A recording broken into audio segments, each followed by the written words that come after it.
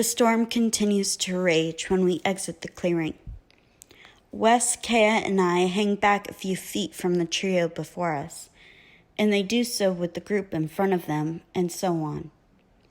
The spaces between groups are staggered, though with a few trios walking faster and everyone taking different routes. It'd be odd if anyone saw 10 groups of 3 walking together. I walk ahead of Wes and Kea, keeping a few paces between us. The pair talk in hushed voices, deep in conversation. If it wasn't for the occasional snap of my fingers to signal a turn or change in direction, I don't doubt they'd end up in the lake like Finn. Just the thought of the rat is enough to spark my anger. He went ahead with Darren as one of the first groups that left for the tavern.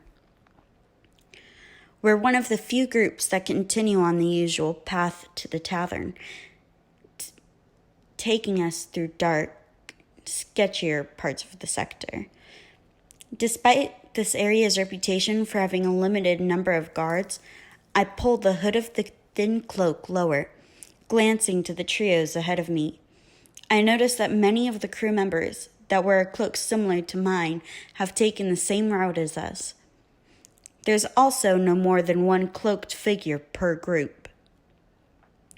I guess it would be too suspicious to have groups of 3 covered people with work passes pinned to their fronts. The cloaks aren't new. Those of us that are more acquainted with the guards, so to say, wear them whenever we head to the Boar's Head. It's easier to blend in with the shadows than hide in them.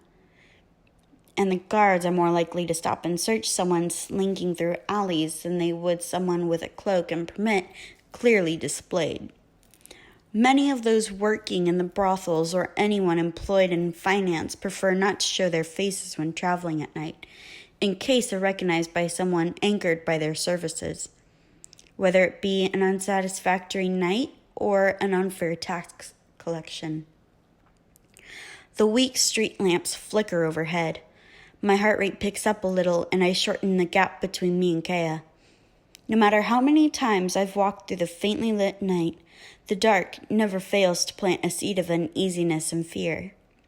For the 100th time tonight, I wish for even a simple flamed lantern to hold.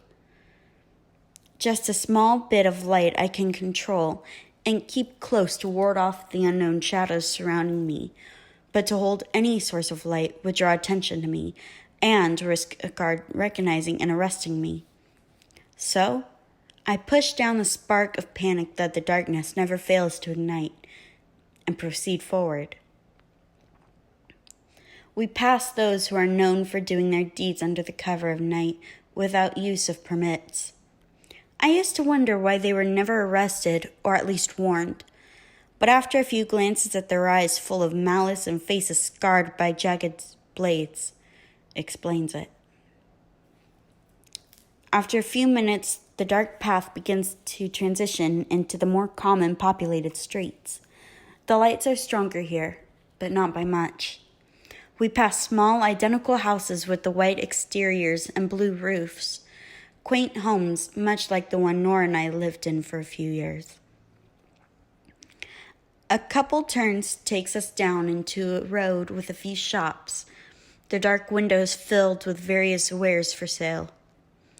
The only building alive comes from down the street. Boisterous laughter and drunken yells reach our ears before the tavern comes in sight. For the first time in a month, I walk towards the Boar's Head. The building hasn't changed since the first time I saw it. The tall brown walls that have always been kept in good condition, the white lettering spelling out the name. It's been a couple years since I've gone through the main entrance. Perks of being wanted by the guards. And I can't be bothered to remember what it looks like.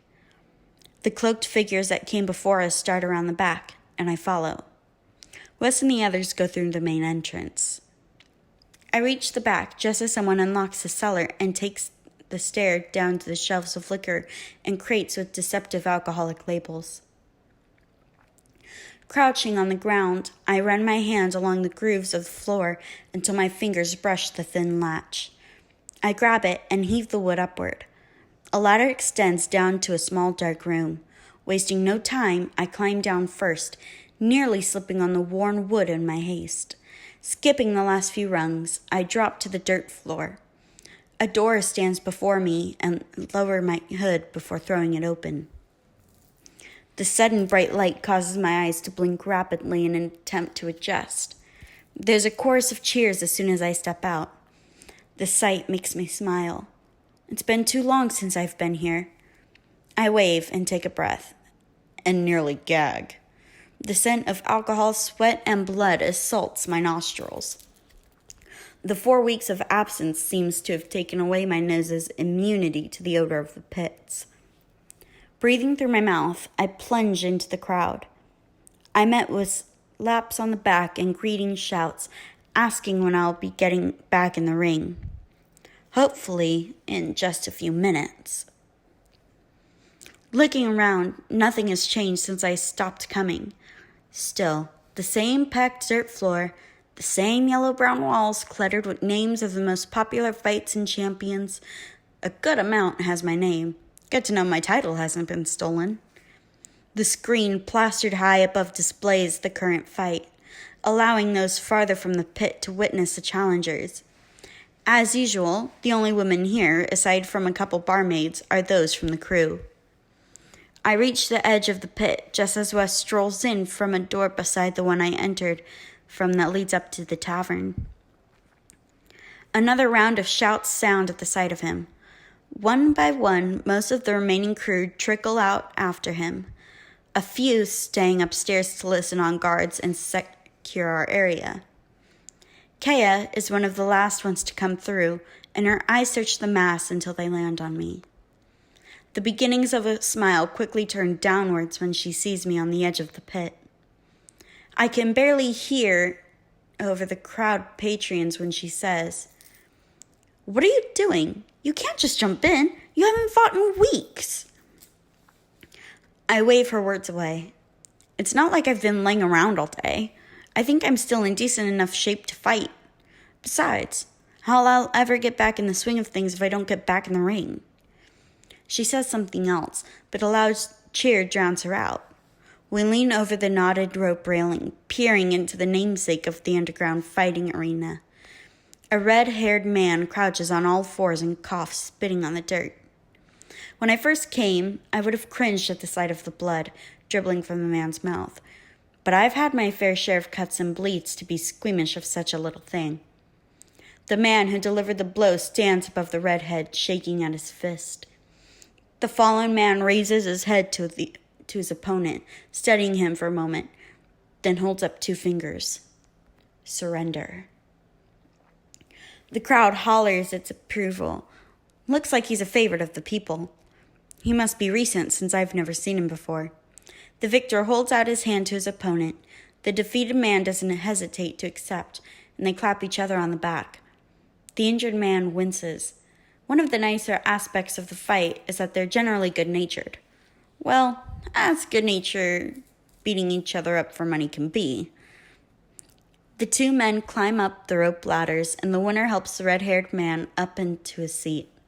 He waves over 2 drinks as the collector goes over to give him his winnings. The build-up of stress and anxiety of the past weeks translates into nervous energy. It takes all I have not to sprint to the announcer taking names and calling out challenges. He stands by the pole where papers are pinned and flips through, looking for the most interesting matches. A couple names are called out, and he jots down the offer on the blank sheet reserved for patron offers. As the announcer flicks past the paper for crew fight challenges, I glimpse my respective sheet, and the names filling up the space excite me. Looks like I'm in high demand. "Lynn," Kayla hisses, "you're not being rational. Don't fight now. It's been too long, and you're hyped up from the day." I ignore her. I need an outlet. My fingers reach for the pencil hanging on the string as the announcer calls out the next match, but it's snatched away before I could touch it. Turning from the post, I glare at the person. "Damn it." "Lynn, you're not fighting. Not for a couple hours, at least." Wes holds the stick of lead out of my reach. Come on, Wes. How is waiting a few hours going to change anything? It's not like I'm going to magically improve if I sit out. This is a waste of time and money. Just look at all the offers. I gestured to the post. A lot could be brought in tonight if you just let me in.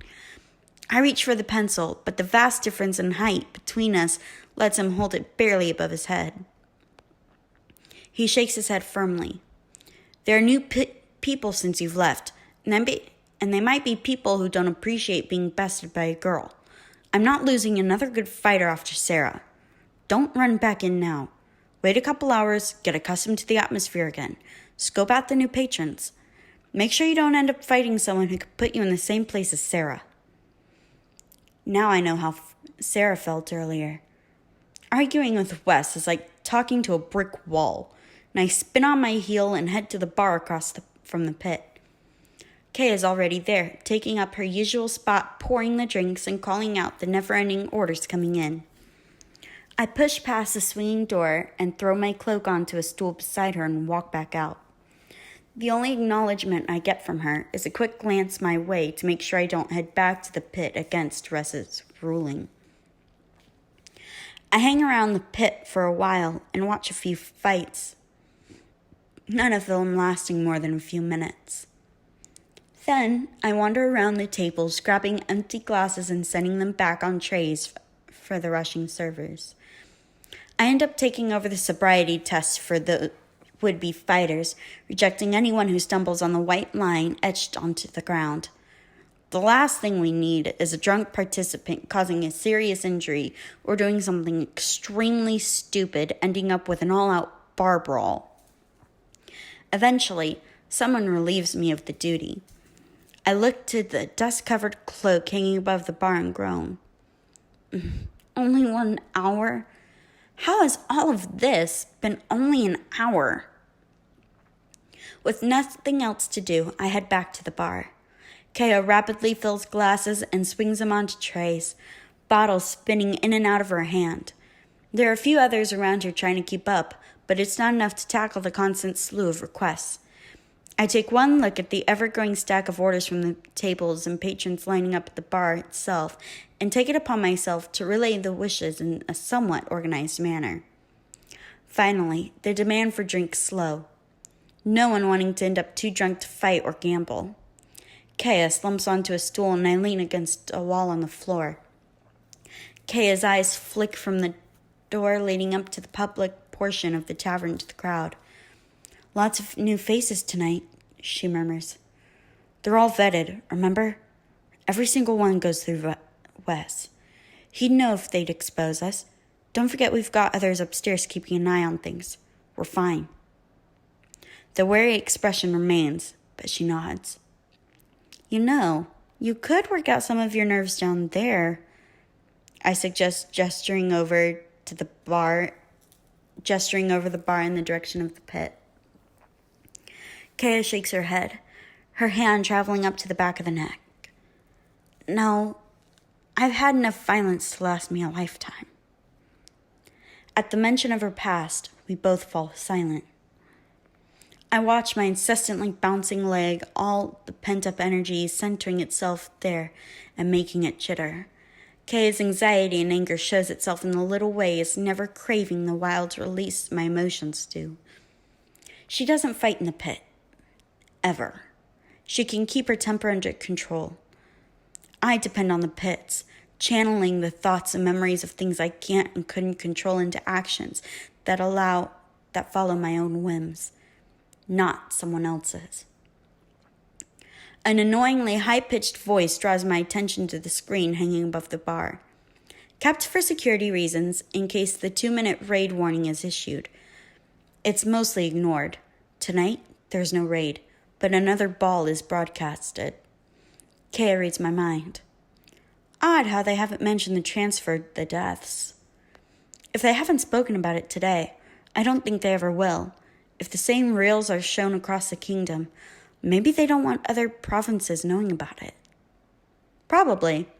If we don't hear anything from the upstairs later, hopefully today will be the last anything like that happens. I could tell from the expression on her face that the last thing she believes is there won't be anything like today ever again. It's likely just the beginning. The perky voice squeals and I look back to the screen. A lady babbles in the background about the third ball in a month and how gorgeous everything is. But I tune her out.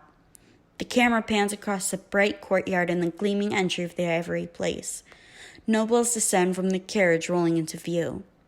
After today, the sight of the horses pulling along the coach makes me wonder if they're just for show. If Aurelians are transported to the castle in some other vehicle and hide their wonders from us. As usual, the beautiful gowns mesmerize me. Even through the camera, the delicate silk and filigree and jewels captivate the eye. So much time and effort gone to make just one dress. I almost feel guilty yearning for them, knowing it was standards that must have spent days to make just one garment, and the material used could feed one family for at least a couple years. Their attire is just one mark on the long list of things I envy from the Aurelians. For such a tough girl, you sure do like pretty dresses. My eyes snapped to the owner of the condescending tone. A man with a crooked nose leaning over the bar. What's wrong with that? I asked coolly. He's not the first to question the vast differences of my interests. Well, girls who like to dress up in sparkles and heels are too busy to fight and not competent enough if you ask me. I didn't say, but he continues as if I didn't even open my mouth. Hell no. So what I'm thinking is that you're just a bluff. He crosses his arms and has a smug expression on his face, like he magically uncovered some hidden secret. I fail to see how an interest in clothing somehow renders me unable to hold my own. So I recommend that you widen that narrow mindset you've got. I sigh and pretend pity on stand. But it seems like you're incapable of performing such a feat. So instead, how about you ask around about how I got my reputation? Oh, or you could look at the walls plastered with my victories. I gasp in mock surprise. Who would have thought of that? The man isn't fazed. Oh, I already did. And I already talked to some of the other patrons. Well, someone came prepared. I inwardly roll my eyes. But I think many of them are distracted by that pretty face, too caught up in those looks to focus on fighting. There's one who isn't fooled, though. I talked to him first, and he told me about it all. He revealed that everyone here humors your challenges and skills, letting you win in hopes of a greater reward. His mouth curls into a grin, and I shudder at the implication.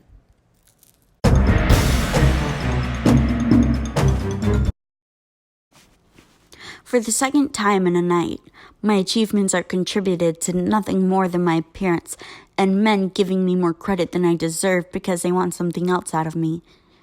Fury threatens to lash out, and it takes all my will to tamp down on it. I won't hit someone else out of anger. I won't be like her. Care to tell me who this enlightening soul was? I asked through gritted teeth. The man juts his thumb behind him. My eyes follow the direction of Darren. He catches me looking at him, and an ugly sneer twists his face. Seems like a fine fellow, says the man. Kea snorts. The man picks up a lock of my hair, twisting it between his fingers. I say, the reason you're so popular here is because of your looks, which isn't a bad thing at all, he winks. I slam the hand grasping my hair to the counter and grab his shirt, pulling him close. He smirks. Now that's what I'm talking about. Eagerness glints in his dark eyes, and I don't bother to hide my gag. He flushes an angry scarlet. If you're so ready to brush aside my accomplishments, then why don't you have someone make an offer for me? I'd suggest you do it yourself, but I don't fight pigs. I give him a hard shove and he stumbles backward. "Oh, don't worry. I'll find someone to knock you off your high horse," he growls and stalks away. I slide back to the ground and rest my head on the wall, my anger blazing. I've had enough of this, of putting my blood, sweat, and tears into everything I do, just to have some ignorant arse say it has nothing to do with me and everything to do with the wants of other men. I'll show him. All of them. Kaya recognizes the expression on my face. "Kara," her voice low, "don't let him bait you. He's just another Darren. If you fight someone angry, you'll regret it. Wait another half hour to take on someone else's offer while you're calm." Kaya, always a voice of exasperating reason. I blow out a frustrated breath, not caring how immature it is. "Fine," I grumble. Not a moment later, we hear the announcer. "Oh, we've got an interesting challenge here," he says enthusiastically. "Darren has called upon a beloved champion, one who's been gone for quite a while." Kaya glances at me. Uh-oh. We scramble to our feet and excited murmurs rise. I have a slight suspicion as to who the beloved champion is. The announcer turns to the bar and all heads follow. The announcer looks me in the eye and beams. "Lynn, you've been challenged by Darren. Do you accept?" Darren stands beside the announcer, his new friend right by him. Kay gives me a warning look. "Don't do it." I shrug apologetically and she tries again. "They want you to do this, to lash out when you're angry." I look at her exasperatedly. We both know my answer. She sighs. "You're going to do it no matter what I say, aren't you?" I touch her shoulder and smile. "You know me so well." I spin around and jump onto the counter. "I accept!" I yell, spreading my arms wide. A roar of approval goes up, bringing a grin to my face. God, it feels good to be back in the spotlight. Of course, Wes has to come and ruin the moment. Shoving his way to the bar, he glares up at me. "Lynn, I said a couple hours. You still got a half hour. What's 30 minutes going to change? You're being ridiculous." Darren doesn't miss the exchange. "No surprise there," he scoffs. Wes coming to Lynn's rescue? Even he knows she can't really go up against a real opponent. The man next to him smirks among the offended shouts hurled at Darren. "Not again." Hatred and fury bubble. I leap down and push Wes aside. "I'm fighting," I hiss. The sea of patrons flow to let me through. I go up to the announcer's pedestal and cross my arms. "I'm in." He nods eagerly. It's been a while since 2 crew members have fought.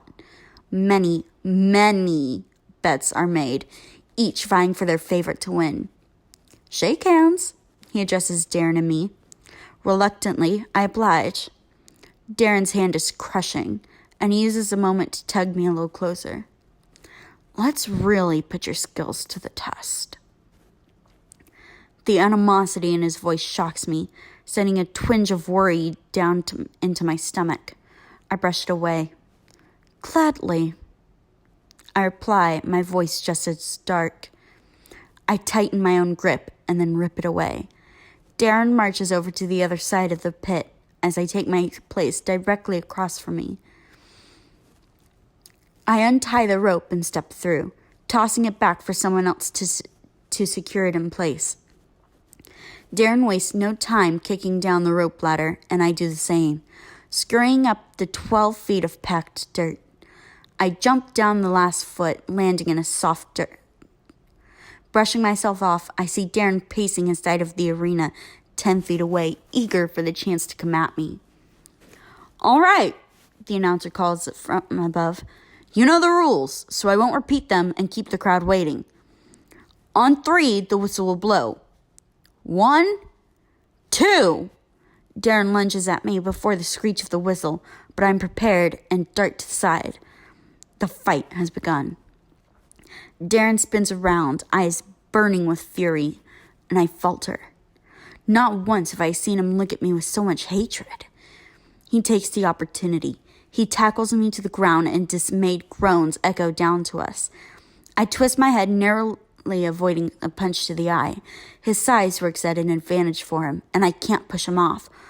All I can do is block his fists as best I can, but he lands a couple to my arms. His face right above me, Darren's eyes are even more terrifying up close. Encompassed with such rage and hostility, I've never fought anyone who looked at me with this much intensity. It's throwing me off. I manage to land a punch to his jaw, and he backs up a bit, allowing me to slip out. I scramble backwards and get to my feet. Darren growls at my escape, growls, and prowls towards me. My heart pounds to the beat of 1,000 drums. Does anyone else see what's wrong here? How unusually aggressive he's acting? I can't help but think back to the smoke earlier. How was I the only one who saw the crazed mob? What if it was just my imagination? What if my time away made me lose my touch, and I'm not used to the fights anymore? Is that why I feel like Darren's actions are unsettling?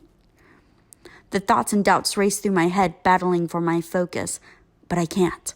I can't think about it. If I get distracted, I'll lose, and there's no way in hell that'll happen. For a moment, neither Darren nor I move. Not wanting him to take the lead again, I race forward. My foot connects with his stomach, knocking the wind out of him and sending him to the ground. He doesn't stay down long. He shoots up, feints to the right, but I duck and kick, swinging his legs up from underneath him. It's my turn to pin him down. My fists rain down on him, pummeling his face and chest and stomach. Darren throws me off. I roll away from him and jump up. Someone cries out, but I don't look up. I keep my eyes trained on Darren. His back is to me, hunched forward. I take a tentative step forward. Maybe he's had enough. Maybe he's about to surrender. Instead, Darren turns around, and I see why the cry went up. The bright lights bounce off the metal in Darren's hand. A knife. "Wait!" the announcer shouts. "We haven't sanctioned this as a weapons match. Disqualification depends on your opponent, Darren." The announcer shifts to me.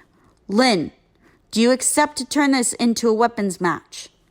Squinting up against the glaring lights, I can make out Kea behind the announcer, frantically shaking her head no. My eyes drift to the black-haired man, a challenge written on his face. He doesn't expect me to continue. "Sorry, Kea." My own knife appears, twirling through my fingers. I raise my arm up. "I accept weapons." A deafening roar replies to my claim, and the announcer whistles. I focus back on Darren, and not a moment too soon. He rushes towards me, his long, jagged blade flashing through the air. I sprint along the perimeter of the arena, leading Darren on a chase. I roll right to the center, and Darren starts, not expecting the sudden change of direction. It doesn't slow him much, and he effectively follows after me. Hollers and jeers stretch down to my ears, and I try my best to block them out. Then I hear, "Take out those pretty green eyes of hers." I don't need to look up to know the voice belongs to the man. Still, it distracts me for a second. That second is all Darren needs. His blade slices my arm. I can feel the jagged edges ripping my skin. I cry out and kick him in the side. The tearing of my skin stops, and I stagger back. I clutch my arm, and blood trickles between my fingers. I switch my knife to my uninjured hand and watch Darren regain its footing. I met Darren's gaze, and my blood runs cold. He wants to hurt me. We circle each other like predator and prey. What makes fear sear my veins is that for the first time, I don't know which one I am. Finally, Darren makes the first move. He closes the distance at an unnatural speed, and I barely dive out of the way.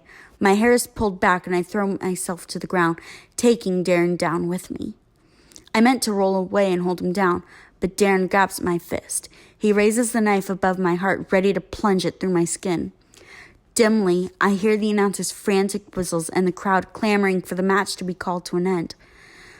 At the last second, I jam the handle of my blade into his throat and he wheezes, dropping the knife. I twist to the side, narrowly avoiding being impaled. I slash at Darren's arm, holding me down, and he instinctively brings it close to him. Crawling out, I kick Darren in the stomach. Before he can move, my leg connects with his chest and he falls onto his back. I bring my knife to his throat and he holds up 2 fingers. Pointless, since out of the corner of my eye, the rope ladders are thrown down and people race down to us. Lynn, are you all right? I lift my head to Wes, standing next to me. I feel the eyes of patrons boring down on me, wondering if the deadly match has shaken me. Refusing to show weakness, I simply nod and raise my bloody arm, signaling my strong victory. Deafening cheers fill my ears. 3 of the crew drag Darren away. He doesn't put up a fight. As they shove him up the ladder, his sleeve rides up a bit and something strange marks his skin. A puncture wound, evidently recent by the drops of blood pooling over it.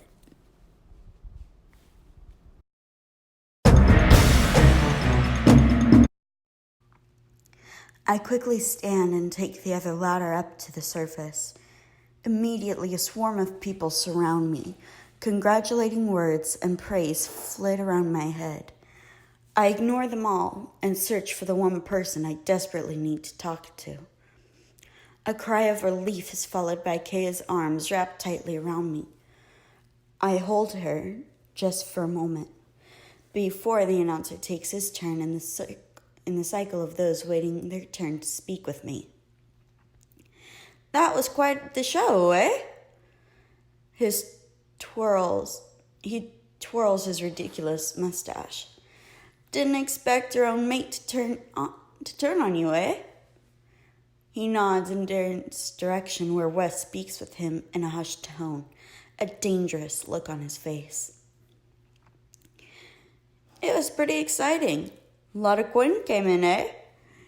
If I hear one more eh, I swear I'm going to scream. Get out with it, I snap.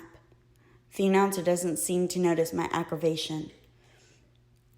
I've got your winnings for the night. Pretty good considering it's your first fight in weeks, eh? I grind my teeth as he shakes the sack in his hand, the coins jiggling inside. I turn away from it. With the way the match went, I have to force myself not to shudder. Kaya takes it from him instead. And it's her only fight as well. We're leaving for the night. Come on now. You could bring in a lot more, eh? The announcer greedily eyes the bag in Kaya's hand, and the expression reminds me too much of the expression of Miss Elodie's. Kaya points behind me. You'll see. After what had just happened, Wes is going to call the rest of the night off. A minute later, Wes does exactly that.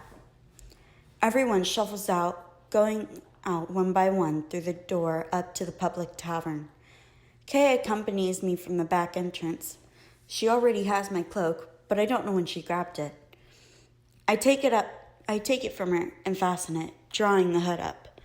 Without another look back at the tavern, we walked into the night. Despite the arguments of nearly half the crew, I refused to sleep in my own bed.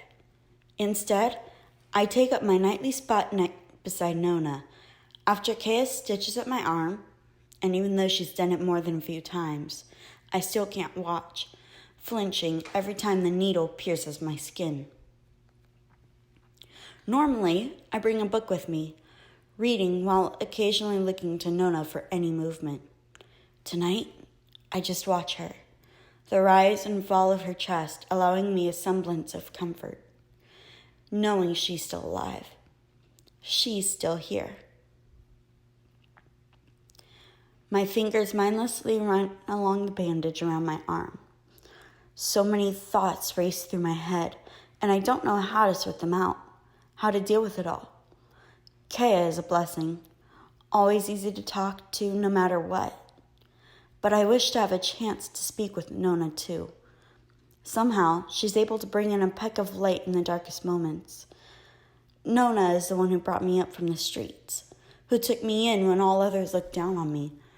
And there are some things, some uncertainties, and dark worries that I need her for.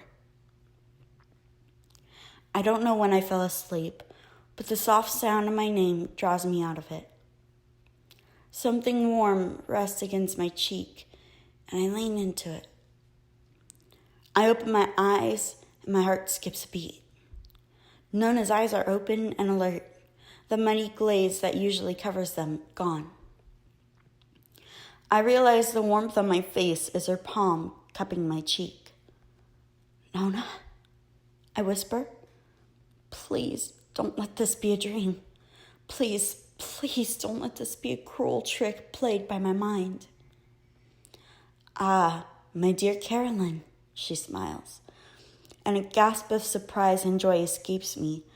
The relief of hearing my full name from her lips encompasses me.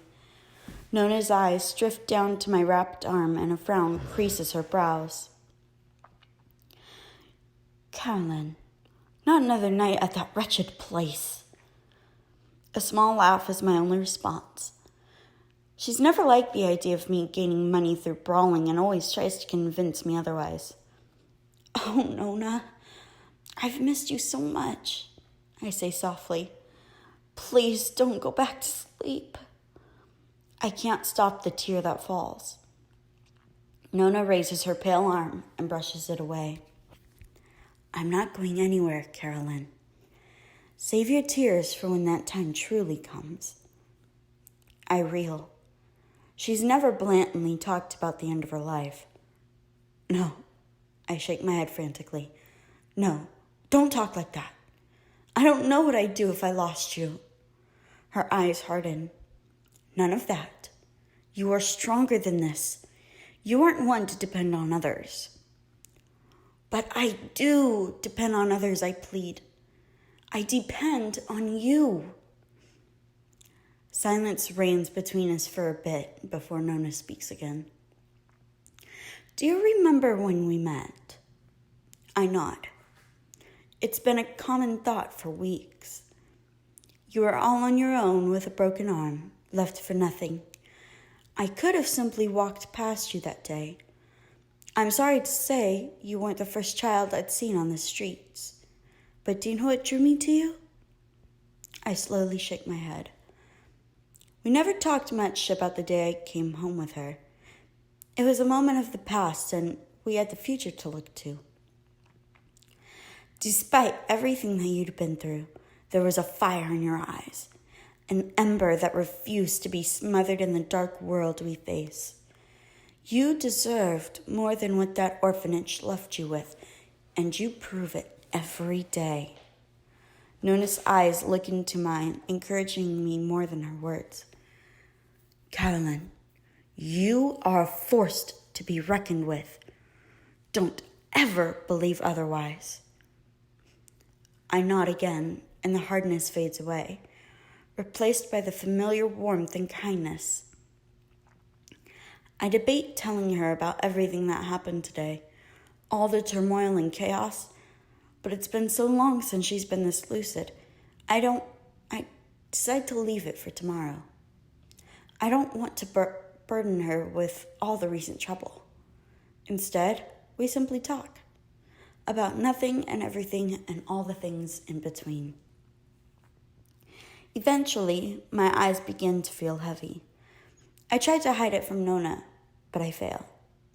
Go to bed, she urges. I shake my head. No, I'll sleep here. I always do. She narrows her eyes. Do you mean to tell me that you've been spending every single night in that chair? Well, I wasn't going to leave you. Go to sleep. In your own bed. That's not a suggestion. Nona manages to look authoritative while lying in bed, sick. I let out an exaggerated sigh and grumble about being old enough to make my own decisions, but a smile stays firm on my lips. She's back. Maybe this is just the first step to her finally getting better. The mere possibility of Nona's recovery washes away all the awful events of the day. I slowly open the door to the room, not wanting to wake Kea or Bryn. I don't need to worry about disturbing Kea, though. She's seated on the edge of her bed, gray eyes vivid against the dark room. She watches as I light a lantern and sit on top of my own covers. Nona woke up, I say. Her eyes light up and I could see her smile in the flame's faint glow. Is she asleep now? She asks. I think so. She still needs to recover. This is good. She clasps her hands together. Maybe in a couple weeks we can see about getting her to a healer. The thought of our inability to bring a doctor to Nona due to our hidden location leaves a bitter taste in my mouth. We can't be found, but I can't help thinking that Nona might have gotten better sooner if she had medical aid. I stare at my arm, the memory of Darren's blade slicing through my skin fresh. I've been cut before in a weapons match, but Darren's demeanor changed the air of the entire event. What happened down there? Kea ventures. Even from above, I could see that something wasn't right. I don't know, I answer honestly. Something seemed to have snapped in him. There was this look in his eyes, so feral and deadly. I meet Kea's eyes. He wanted to kill me. My voice is barely audible in the silent room. I don't know what exactly went down, Kea begins. But I know that Wes sent some people ahead and dealt with him. I don't move, simply staring at the wall behind Kea. This is the first time we've had someone expelled from the crew. No doubt it'll leave turmoil in its wake. I'm not sure which of us falls asleep first. All I know is that once my eyes finally close, it's not the first time that my sleep is plagued with horrors of the past. I watch from above, an omniscient presence that is helpless, useless, unable to prevent the unfolding of the events that would plague me years to come. It's the same thing every time. The Lord crossing through the threshold with the intent to steal everything I cared for. His daughter aloof in the corner as children unknowingly competed for their lives. The little boy that held so much in my heart, setting off the trigger of my nightmares. And me, observing from the darkness beneath the stairs as the world slowly began to crumble before me. I know it's in vain, that nothing I do will change the outcome, but I can't help it. I shout at the young me to move out of her hiding place and grab Jax and race out of the orphanage before anyone could claim his life. I beg the Lord to leave the little boy alone, to take some other child's future and leave me with the single soul I care. I reach out with invisible arms connected to a body that doesn't exist to the men fighting to restrain 2 children. I scream for some sort of being with a heart to save my own. I cry as the only person that bothered to love me was carried to a fate worse than death. Then come the shrieks and words of madness from a woman who only cared for the jingle of a coin in her pockets and sold children to her conquerors in an attempt to sate her own ever-growing greed. The threats of a man whose only purpose in the world seemed to be stealing the lives of the innocent in all manners possible. The banishment of a child left to die in the rain, and the echoing of death and despair. I jolt awake in bed, a hand pressed to my mouth to keep me from screaming. I haven't had the dream for months now. Pulling away, I feel the wet tears coursing down my face. I try and stifle the sobs that have been contained for the entire day. One glance outside tells me it's the dead of night. Looking away from the window, it's then I notice Kaya sitting upright in her bed, head cocked in concern. My hands cover my face in an attempt to hide the tears, though I've never hidden them from Kaya. I hear footsteps crossing the room to my side and the dip of the mattress as Kaya wraps her arms around me. "The same one?" she asks softly. I nod, clinging to her. She doesn't question further. The nightmare is not an uncommon occurrence. She stays with me until I fall asleep again, and I know she won't leave me. She never does. For the third time this night, my eyes snap open. It's barely dawn, and the birds have yet to begin chirping. Something woke me, but I don't know what exactly. Some urgency stirs inside me, restless in my soul. I can't shake the terrible feeling grasping me, like something is desperately wrong. It's too strong to ignore, and for some reason, I find myself walking to Nona's room. I push open the door, peering inside. Nona shifts in her bed, but something tells me that it's off. Her movement's a bit irregular. I inch closer. "Nona?" My hand reaches out to her arm, but it jerks away from me. What must have begun as small tremors turn into wild convulsions? "Nona!" I tried to hold her shoulders in place, but her spasms are too aggressive. "Nona, what's wrong? Oh God, what's going on?" I don't know what to do. I've never seen anything like this. Her body continually seizes and she falls off the bed. "Kaya!" I scream, falling to the ground beside Nona. "Kaya, it's Nona. Come quick!" My hands remain useless by my sides, so I tried to keep her head from slamming into the floor. I hear running, and then Kaya's gasp. "Oh no." "Kara, stay with her. I've got to grab my bag." She races away, and all I can do is watch Nona convulse on the floor. What happened? She was fine earlier. Oh God, what's going to happen to her? Kaya is back a moment later and crouches beside me. "What the hell is going on?" Wes's voice sounds from the door. "I don't know," I reply as Kaya sorts through her bag of medicinal supplies. "I just found her like this." Then I hear a little voice. "Kaya? What's going on?" I turn my head momentarily to Bryn. The bear is still in her hand. Wes takes one look down and steps in front of her, blocking the sight of Nona's state. "It's nothing, Bryn. Your sister just needs to do a few things. Come on, I'll take you back." The receding footsteps are the only sign of their departure. Nona's body begins to slow, her tremors finally ceasing. Wes comes back and helps us lift her back into the bed. Kay and I share a look, and the message is clear. We need to find a cure. Now.